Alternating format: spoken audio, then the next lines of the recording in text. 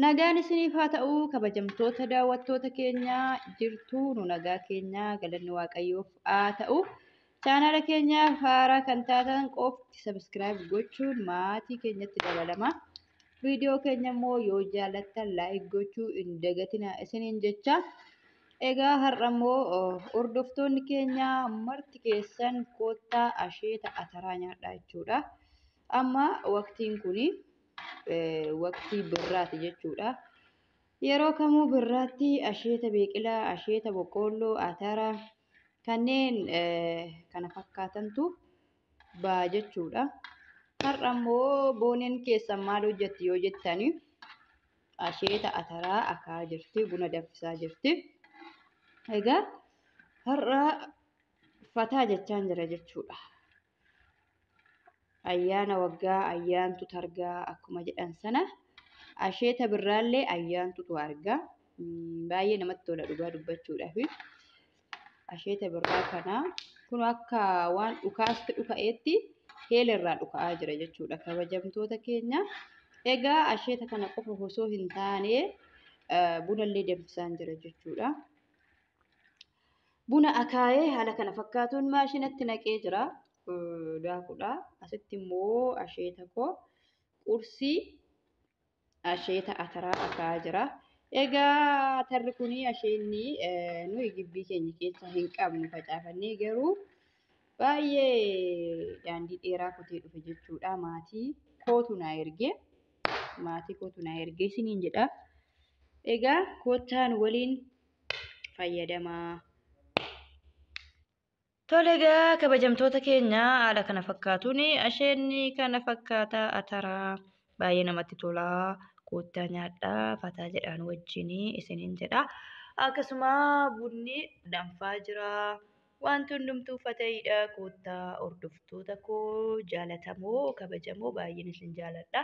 Koottaa asheeta naa nyaadhaa buna naa dhugaa fataa jedha. Isiniin jedha manni keessi xiqqoo natti dukkana fakkaata. Kaameeraallee na jalaa jijjiirra ta'uun didu kun akkana fakkaata. Koottaa nyaadhaa nu waliin buna dhugaa.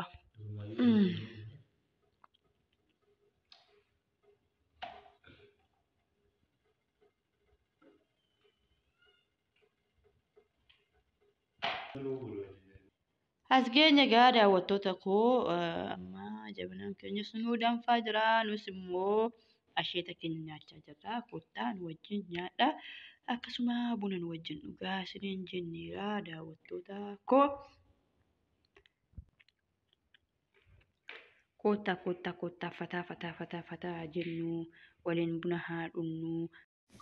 Haga bunni danfutti asheeta nyaachaa jira waan ta'eef koottaa asheeta nyaadhaa. Buna dhugaa irra deddeebi'een isin waamaa jira daawwattoota keenya. Buna nu wajjin dhugaa asheetas nu wajjin nyaadhaa. Birraadha.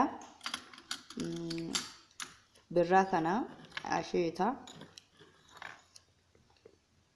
Kunoo har'a abbaa manaa kiyya wajjinii buna dhugaa asheeta nyaachaa jira koottatiiti. Nu wajjin dhugaa lamuma taanee buna dhugaa jirra. Kanaaf isin waamne koottaa nu wajjin dhugaa isiniin jenna yaa daawwattoota keenya. Buna dhugaa jirru immoo jaarsi koo amma bunni danfutti paappayaa nyaadha malee jedhee paappayaa babbaqaqsaa jira jechuudha. Egaa jaarsi koo kuni maal isinitti fakkaate? Asaakiltoota hin jaalata waan akka burtukaanaa, paappayaa, muuzii, abukaadoo waan hedduu jechuudha. Walumaa galatti waan asaakiltiidha jedhamee hin jaalata. Anumaanuyyuu biizaa biyya Arabaan dhufaa biizaa na ergii maal jechaa ture yeroo nani Beirut ture. Asaakiltiin egaa biyya Arabaati waan dhabamee hin qabu akka barbaadde nyaataa. Maal yeroo ati jirtu ati muuzii, abukaadoo akkasumas wantoonni firaafirii ta'an baay'ee si bira jira. Garuu ati fayyadamtu yeroo ati natti yeroo tokko viidiyoo koolidhaan yeroo walii bilbilee natti agarsiistu baay'ee namu. Ani immoo waan namni fayyadamu keessaa nyaati keessaa firiiwwan mungkin umaman firiiwwan nyaataman buusan jiru miti. Tole. Isaan akkasii fayyadamu baay'een jaaladha. Ani kanallee amma akkatti babbaqaqsanii mijeessanii bada hin beeku garuu akkuma nyaachuun haa ta'utti sirreessaa jira. Sirreeffattaa jechuudha. Paappayaadha baay'een jaalladha. Rakkoon jiru wal bira jirra akkamitti akka mummurtuu qindeessitu hundayyuu sittin himasi yookiin immoo sirkaa fuudhesi nu mummuree nu nyaachisuu nan danda'a abbaa manaa koo qaalii kabajamaa amma gaa daawwattoota keenya yeroo buna akka of nu daawwattoota keenyatti agarsiisnee turre amma immoo amma paappayaa kana ati nuuf qopheessitutti immoo bunan buusaa sinin jedha. Egaa daawwattoota keenya koota paappayaas nyaadhaa buna dhugaa asheeta nyaadhaa.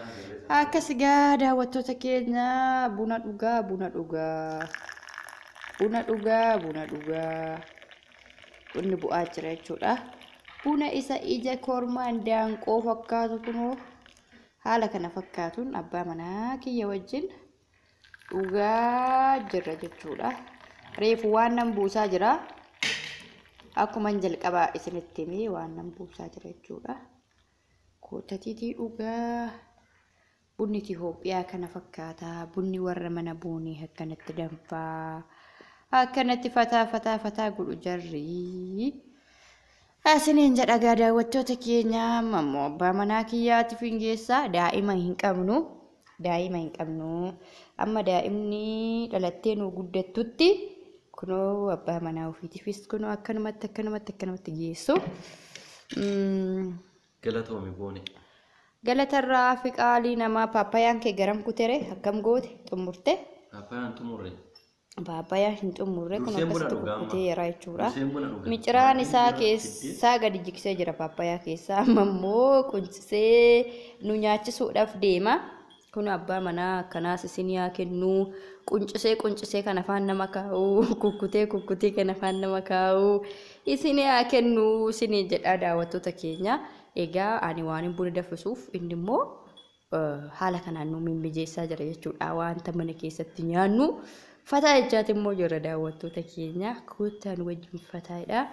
Isinillee carraa isiniifaa kennu akka kanatti mana keessan keessatti fataa zanaa jettan carraa isiniifaa kennu isiniin jenna. Akkas egaa ijoollee qaqashtii daawwattoota keenya nuyi baay'ee isin jaalanna baay'ee isin kabajna isiniin jedha hordoftoota koo. Amma namoonni baay'een lakkoofsa kee karaa ittiin si argannu meeshaa ajajannee sapiraayisii maatii keenyaa gochuu barbaanna. Jettanii namoonni baay'een tumanii lakkoofsa koo ganama galgala irra deebi'ee maxxansaa jiru na gaafachaa jirtu. Irra deebiidhaan egaa lakkoofsi koo Duwwaa